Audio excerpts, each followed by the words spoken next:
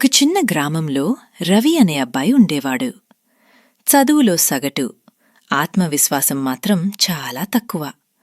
ప్రతి పరీక్షలో ఫెయిలైతే నీవల్ల ఏమీ కాదు అని అందరూ అనేవాడు. ఒకరోజు రవి తన తాతనడిగాడు, తాతా, నేను కూడా విజయం సాధించగలనా? తాత చిరునవ్వుతో చెప్పాడు, రోజూ ఒక్క చిన్న అడుగు ముందుకు వెయ్, అంతే చాలు.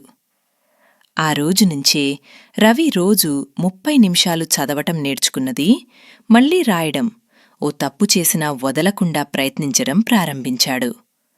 రోజులు గడిచాయి, మార్పు కనిపించలేదు. కాని రవి ఆగలేదు. ఒకరోజు ఫలితాలు వచ్చాయి. ఈసారి రవి పాసయ్యాడు. అంతేకాదు, క్లాస్లో టాప్లో నిలిచాడు. అప్పుడు రవి అర్థం చేసుకున్నాడు, విజయం ఒక్క రోజులో రాదు, రోజూ చేసే చిన్న ప్రయత్నాలే దాన్ని తీసుకొస్తాయి. సందేశం: ఆగకండి, నెమ్మదిగా అయినా ముందుకు వెళ్ళండి, మీ గమ్యం తప్పకుండా చేరుతారు. Please like, share, comment, subscribe.